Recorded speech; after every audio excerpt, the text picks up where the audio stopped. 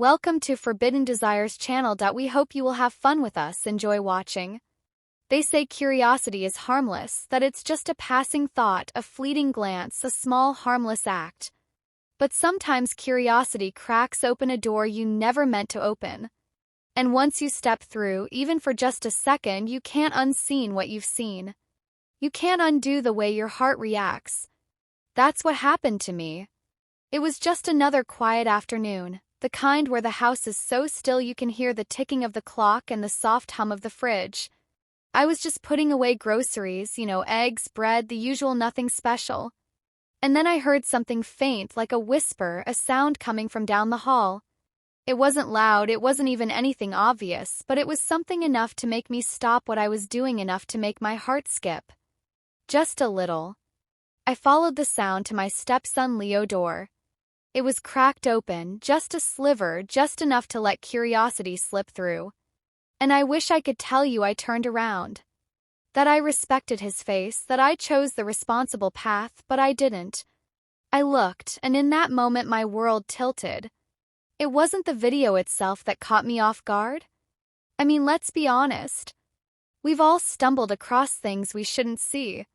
It was his face, the way he was watching, not with lust, not with amusement, but with sadness, with longing, with this ache that mirrored something I'd been feeling for months, maybe years, and right there in that hallway, with the grocery bag slipping out of my hand and my heart thudding louder than it should. I knew this wasn't about a video. This was about something much deeper: loneliness, isolation, the quiet kind of pain that settles in your bones and convinces you that you're invisible. And I wondered if he felt the same way I did, if he too was carrying something heavy that no one else could see. I wish I could say that was the end of it, that I closed the door and walked away and never thought about it again. But it was only the beginning, that single moment.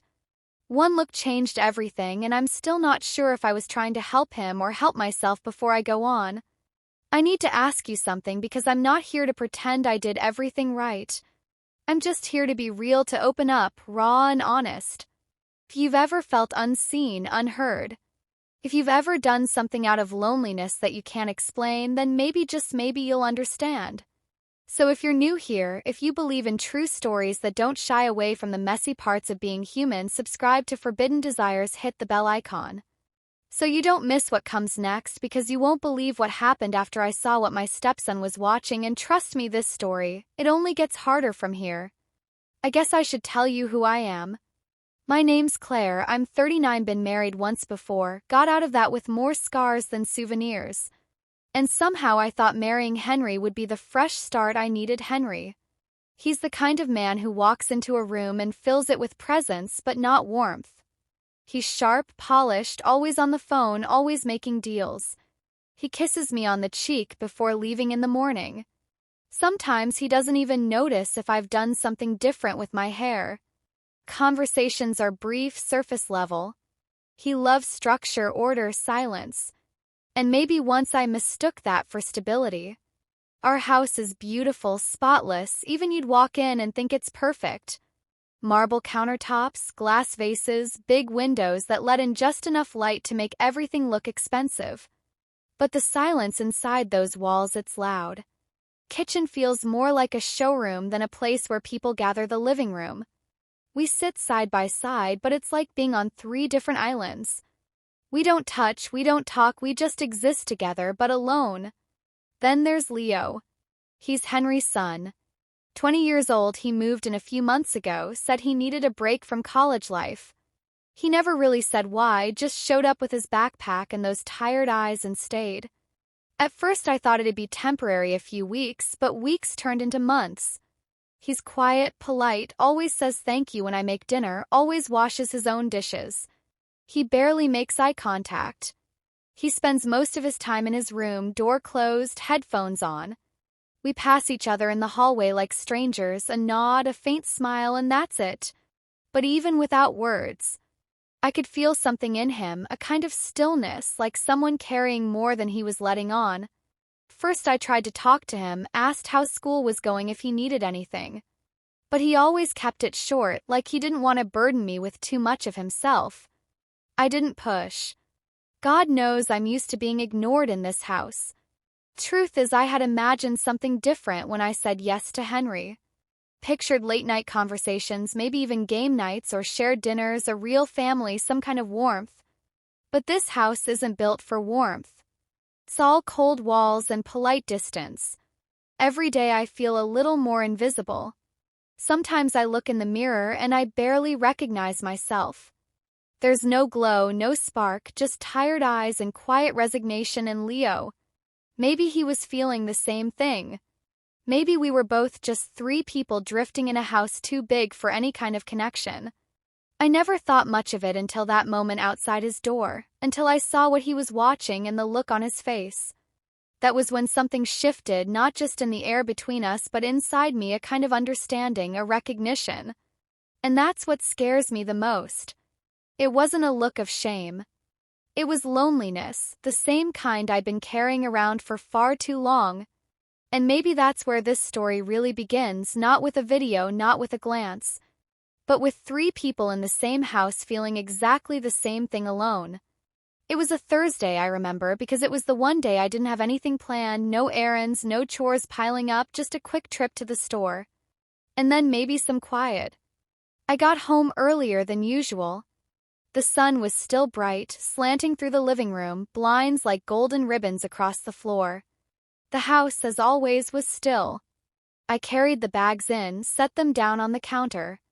The silence greeted me again, its usual cold, familiar hug.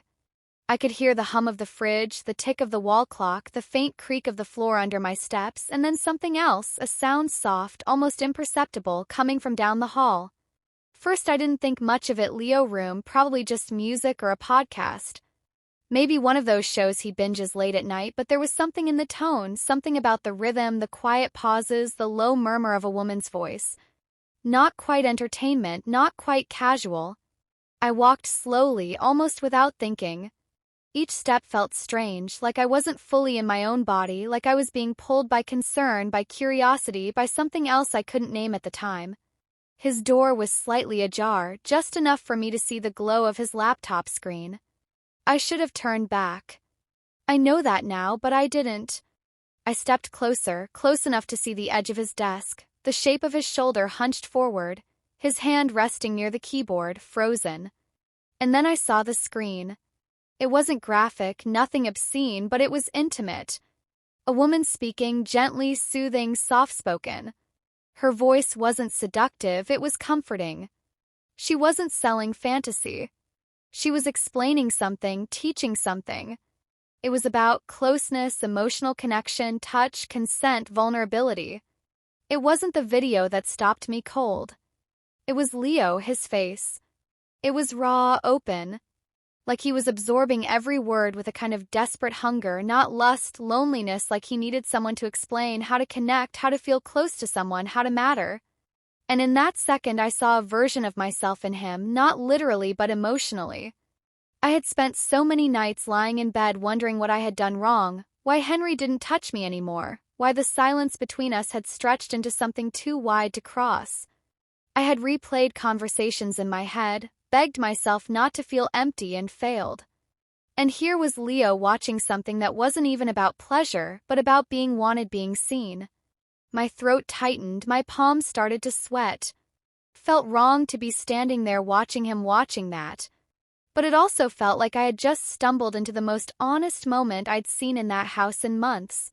He didn't see me not. Then I backed away carefully, like I was afraid of making a sound, heart pounding, mind spinning.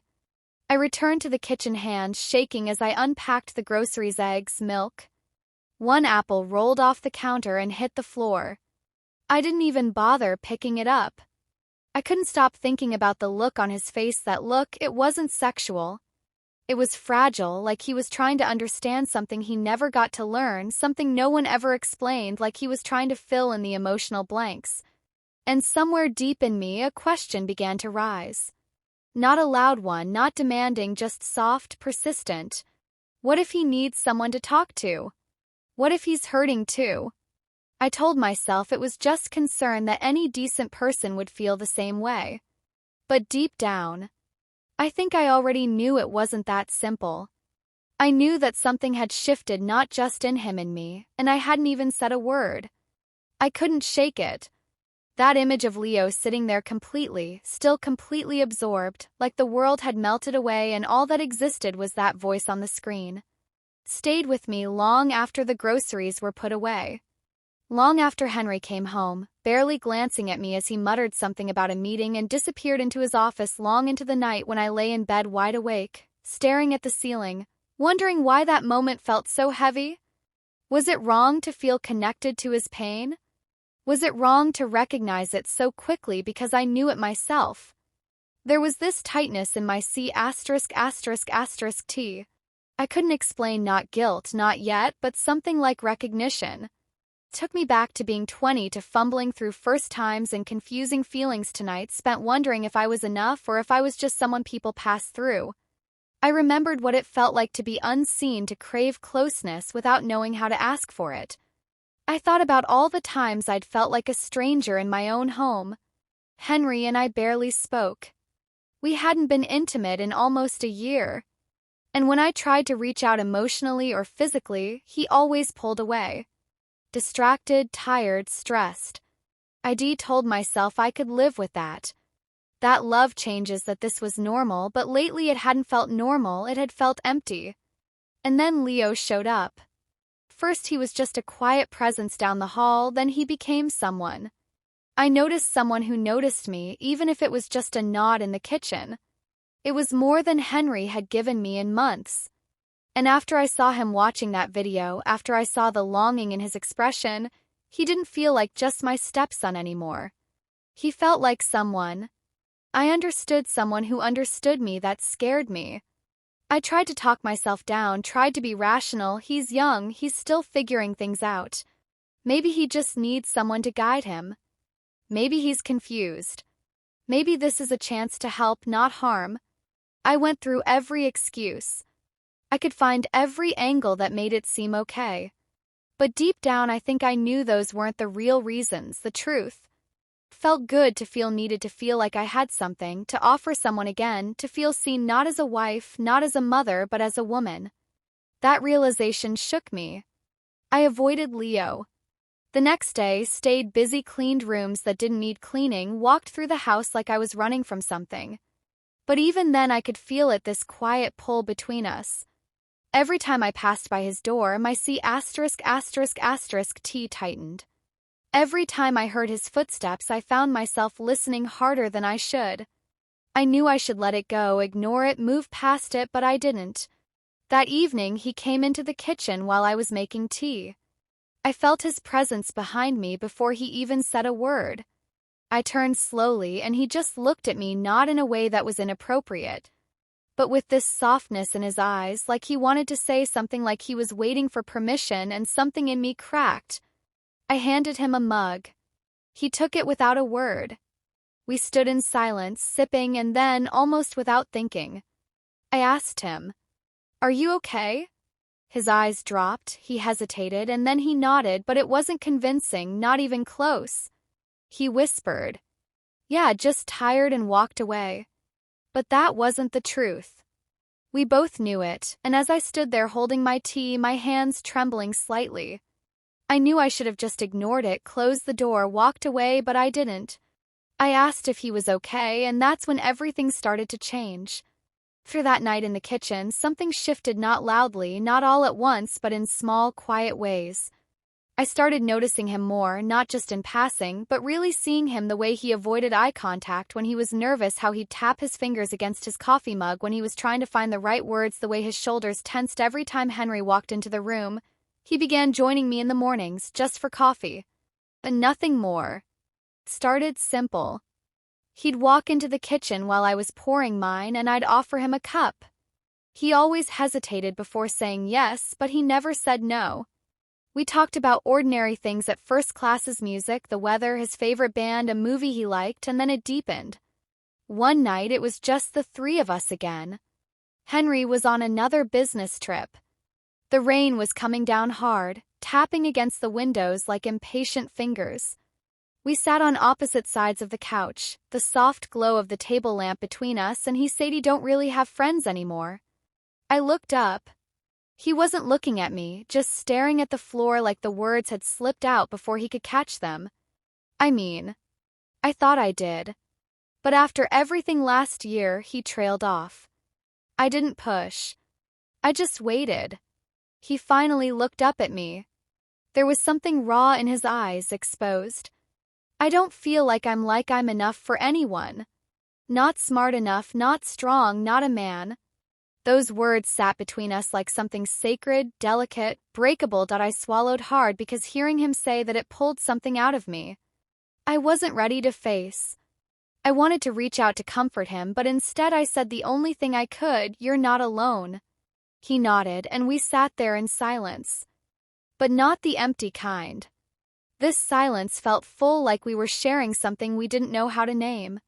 After that, the moments came more often, a late-night snack turning into a 3-hour talk about childhood memories, a shared laugh over some old cartoon theme song, a quiet, lingering glance when we passed each other in the hallway. It wasn't physical, but it wasn't innocent either.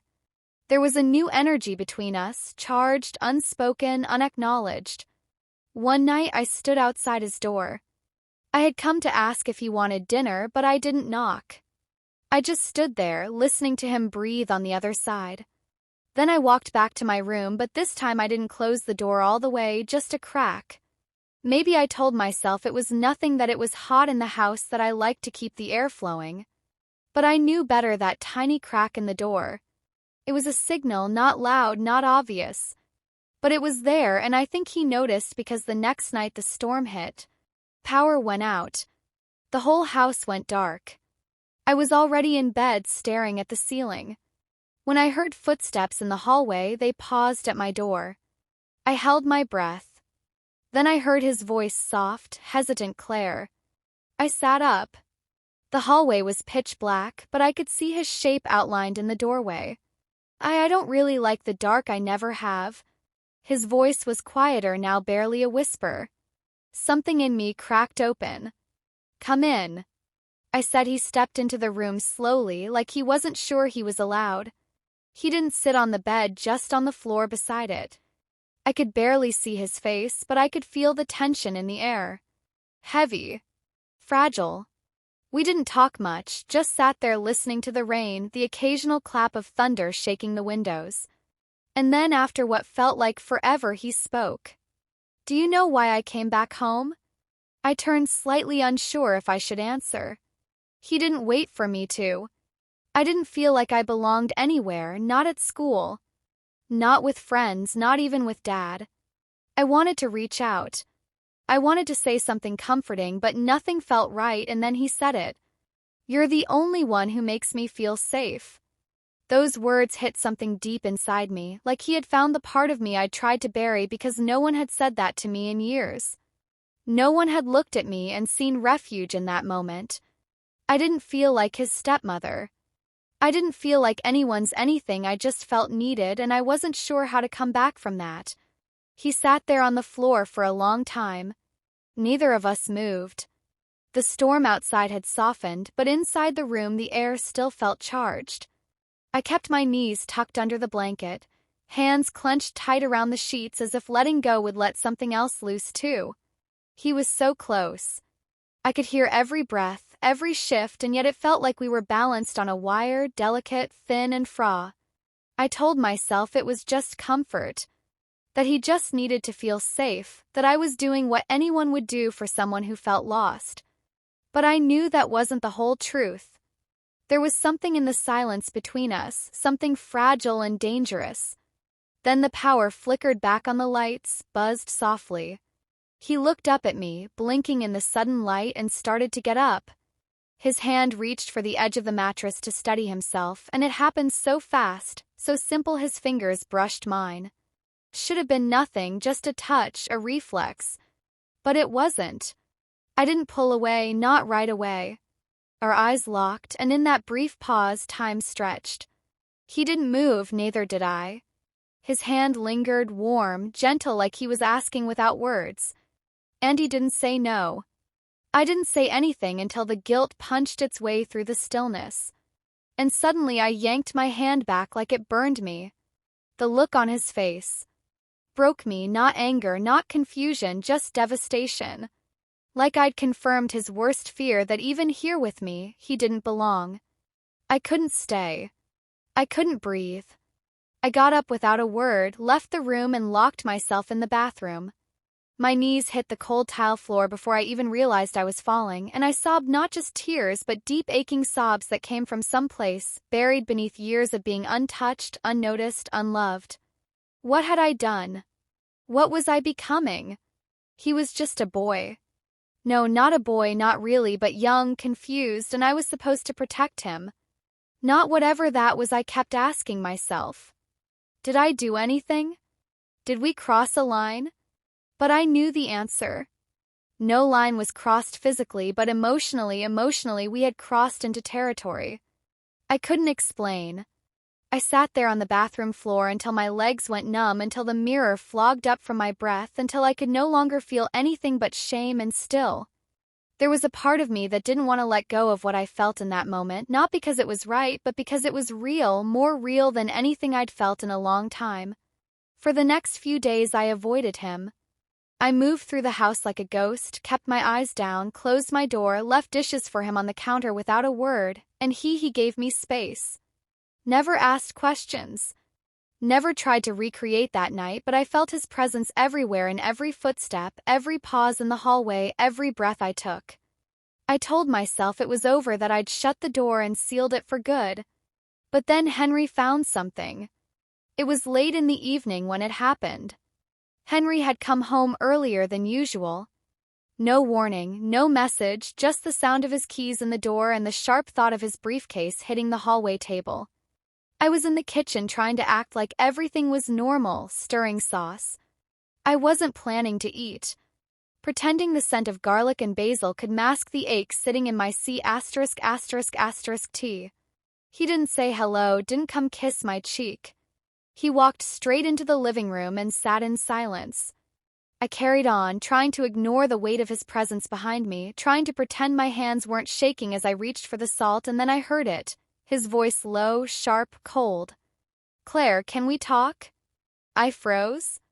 I turned slowly, and there he was holding my phone. He didn't need to raise his voice. He didn't need to accuse me. The look in his eyes was enough. He'd seen the messages. They weren't explicit. Nothing anyone could point to and call concrete, but the words, the tone, they weren't what a stepmother should say to her stepson. "Thanks for keeping me company again last night. It meant more than you know. Sometimes it feels like you're the only one who sees me. Don't feel bad about opening up. I like our talks." And then the one that turned his face to stone. "You make the house feel less empty." That was the one that pulled the ground out from under me. I tried to speak, tried to explain, tried to say it wasn't what it looked like, but he already knew he didn't. Yelled, didn't throw anything, just looked at me like he didn't know who I was anymore.